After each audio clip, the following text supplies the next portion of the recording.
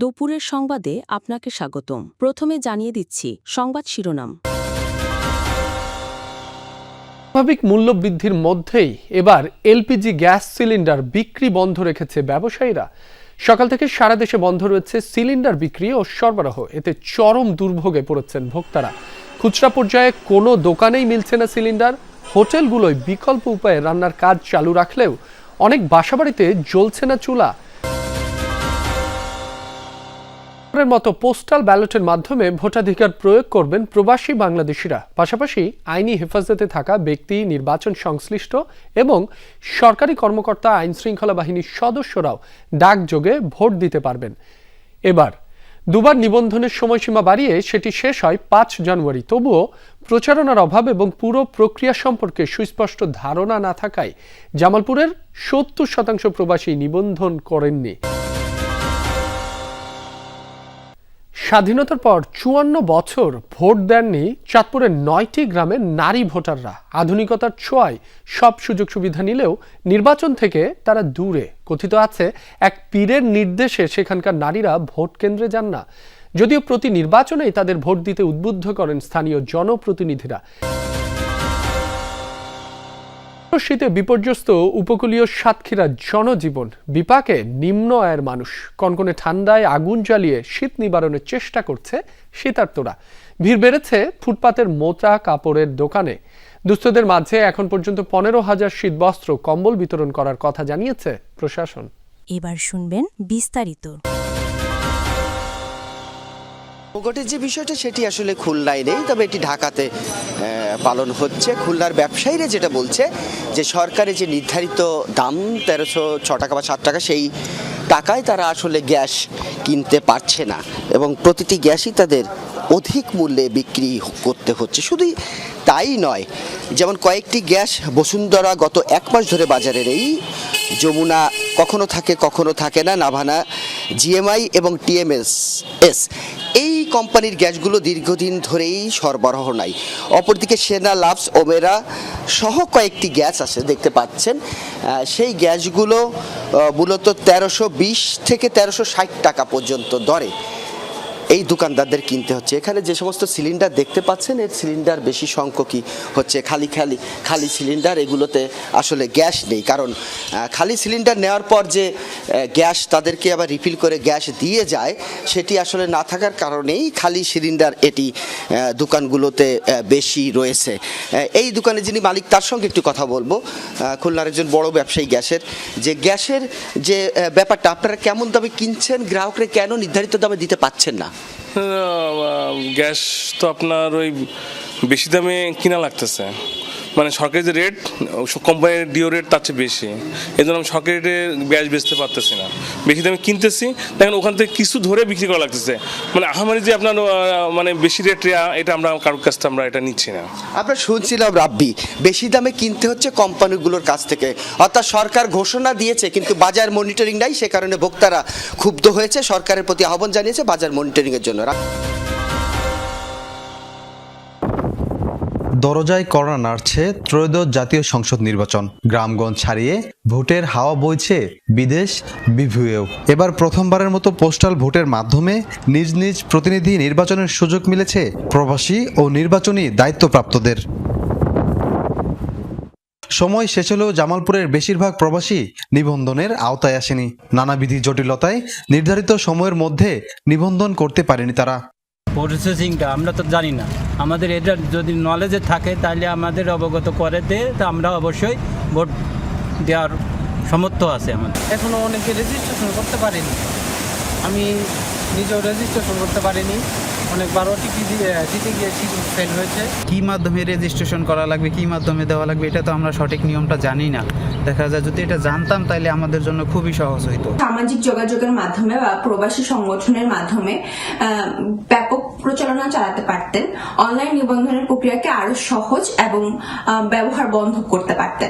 অন্যদিকে যারা নিবন্ধন করতে পেরেছেন তারা ভোট দেবেন কোথায় তা নিয়ে রয়েছেন দ্বিধাদ্বন্দ্বে। বলছেন বিষয়টি নিয়ে যথাযথ প্রচারণা দরকার। আমাকে পাসপোর্ট সবই আছে, ভিসা লাগায় সবকিছু আছে, যদি দেখে কেউ সমস্যা নাই, কিন্তু ভোট দেবো কোন জায়গায়, যাবো কোন জায়গায়, এটা তো আমরা জানি না। অনেক প্রবাসী ভোটার হতে পারেননি, কারণ এনআইডি এবং জন্ম নিবন্ধনের সমস্যা, হাই কমিশনগুলো এই ব্যাপারে খুব জটিলতা দেখা যায়।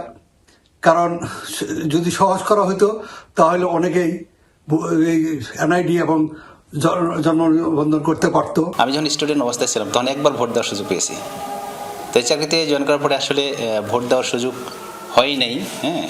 কারণ আমরা তো নিজস্ব এলাকায় চাকরি করতে পারি না, সেই সুবাদে ভোট দেওয়ার সুযোগ হয় নাই। তো দীর্ঘদিন পর নিজের ভোটটা আমি দিতে পারবো পোস্টাল ভোটের মাধ্যমে, এটা আসলে আমরা সবাই আনন্দিত। প্রার্থীরাও বলছেন পোস্টাল ভোট নিয়ে আরও প্রচারণার প্রয়োজন ছিল। নিজেরাই প্রবাসীদের পোস্টাল ভোটের বিষয়ে সচেতন করছেন বলে দাবি করেন তারা। আমরা পোস্টাল ভোটের ব্যাপারে আমাদের জনশক্তি সকল ভোটারদেরকে, বিশেষ করে যারা নির্বাচনের দায়িত্ব পালন করে তাদেরকে উৎসাহিত করছি, রেজিস্ট্রেশন করে পোস্টাল ভোট যাতে দিতে পারে সেবার তাদেরকে আমরা অনুপ্রাণিত করছি। প্রবাসী যারা তারা ভোটার হওয়ার ক্ষেত্রে তাদের মধ্যে উৎসাহ আগ্রহ তৈরি করার ক্ষেত্রে যতটা প্রচারণা চালানো উচিত ছিল, আমার কাছে মনে হয় সেই ক্ষেত্রে কিছুটা ঘাটতি রয়েছে। আর আমাদের দলের পক্ষ থেকে আমরা বিভিন্ন আসন ভিত্তিক মনোনীত প্রার্থী যারা, তাদেরকে বলা হয়েছিল যে তারা যাতে এই বিষয়গুলো যোগাযোগ করে। এদিকে প্রচারণার অভাব, অন্যদিকে কিভাবে কাজ করবে পোস্টাল ভোট তা নিয়ে রয়েছে ধোঁয়াশা। এ বিষয়ে ক্যামেরার সামনে কথা বলতে চায়নি সংশ্লিষ্টরা। জেলার ১.৫ লাখ প্রবাসীর বিপরীতে নিবন্ধন করেছেন মাত্র ১৬,০০০।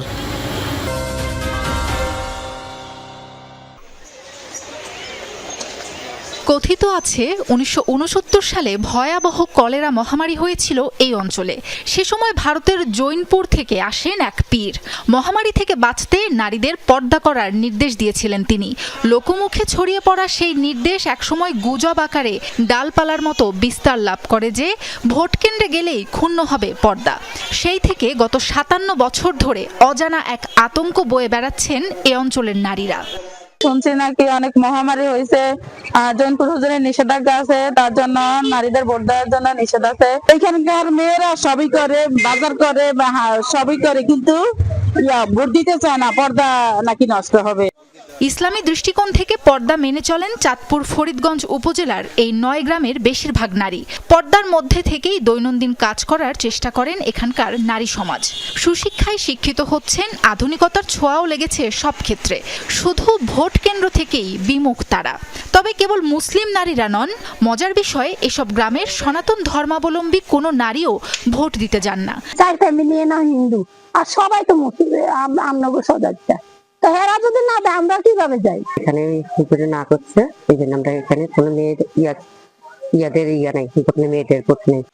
স্থানীয় অনেকেরই মত, পীর সাহেব মওদুদুল হাসান নারীদের পর্দাশীল হতে বলেছেন ঠিকই, তবে ভোট দিতে না যাওয়ার বিষয়টি ভিন্ন কোনোভাবে প্রভাবিত হয়েছে। নাগরিক হিসেবে এটা আমাদের অধিকার, কিন্তু এখানকার নারীরা সেই অধিকার থেকে বঞ্চিত হচ্ছে। আমরা আসলে অনেক চেষ্টা করছি মহিলাদেরকে বোঝানোর জন্য, ভোট কেন্দ্রে আসার জন্য, ওনারা আসে নাই। মহিলারা যদি পর্দার ভিতর থেকে সব কাজ করতে পারে, ইসলাম যদি সব হুকুম তাদেরকে দিয়ে থাকতে পারে, তাহলে ভোট দিতে পারবে না কেন?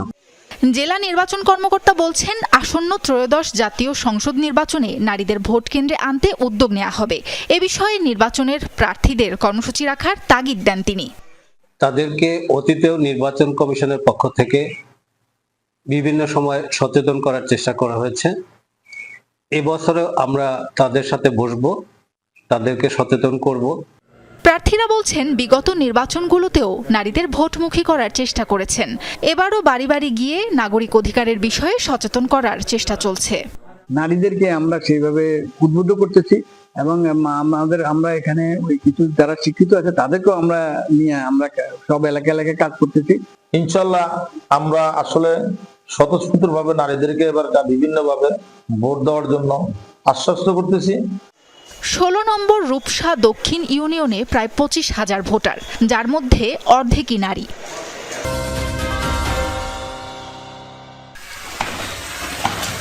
সূর্যের দেখা নেই, সুন্দরবন উপকূল গাবুরায় হিম শীতল হাওয়ায় বিপর্যস্ত জনজীবন। আগুন জ্বালিয়ে শীত নিবারণের চেষ্টা করছে শিশু, বৃদ্ধরা। শীতবস্ত্র না পাওয়ার অভিযোগ এখানকার নিম্ন আয়ের মানুষদের। 65 বছর বয়স, আমি এরকম শীত আমার জীবনে দেখিনি, যে এত প্রচন্ড শীত দিন আনি দিন খাই। আমরা খুব অবিলম্ব, কিন্তু এরকম শীতের কোনোদিন দেখিনি। আমাকে কেউ কিছু দেয়নি, আমরা পাইনি। এই শীতে আমাকে কত কষ্ট কেন আমরা এই মুরব্বী মানুষ আমাকে একটা গান দিদি কি হয় কম্বল বললাম না। উপকূল থেকে শহর, শীতের দাপট একই। শীতের বিপাকে খেটে খাওয়া মানুষ। ভিড় বেড়েছে ফুটপাতের মোটা কাপড় দোকানগুলোতে, বেড়েছে বেচা বিক্রি। বলের মতন তো সেরকম কাউকে আমরা পাই না পাশে, মুখে মুখে অনেক কথাই শোনা যায়। গরম পানি তো কাজ হচ্ছে না, খালি ধরতেছি, টাটকা গরম ধরতেছি, তাও কোনো হাতে সার পাচ্ছে না। পুরাতন কাপড়গুলো এতে আপনার শীত বেশ ভালো মানায় এবং দামেও কম আছে, তাই আইসি এখানে এই শীতের কাপড় কিনতে। হাসপাতালে বাড়ছে ঠান্ডাজনিত রোগীর সংখ্যা। শিশু বৃদ্ধদের বাড়তি যত্ন নেওয়ার পরামর্শ চিকিৎসকদের। আবহাওয়া অফিস বলছে মাস জুড়ে থাকবে এমন শীতের তীব্রতা। শীতের প্রকোপ যদি বেড়ে যায়, আরও এর থেকে আরও বাড়ে, তাহলে ডায়রিয়ার সংখ্যা বাচ্চাদের বেড়ে যাবে, যেটা ভাইরাল ডায়রিয়া, এবং সাথে সাথে শ্বাসকষ্ট, কাশি একটু বাড়তে পারে, যেটা এখন বেশি। এই কারণে সকালবেলা ভোরবেলা বাসাতে বাসার রুমের মধ্যে থেকে না বের করা, এবং আপনার বাচ্চার হাতে মোজা দেওয়া, পায়ে মোজা ব্যবহার করা, কানে টুপি ব্যবহার করা। কুয়াশাচ্ছন্ন থাকার কারণে আপনার ওই যে তাপমাত্রা, দিনের তাপমাত্রা সেটা বেশি বাড়তে পারছে না, অনেক কম থাকছে। সেই কারণে এই শীতের তীব্রতাটা বেশি অনুভূত হচ্ছে। এই ধরনের পরিস্থিতি আরও আগামী কয়েকদিন তো থাকবেই, আর পুরা জানুয়ারি মাসটাই এই ধরনের পরিস্থিতি থাকবে।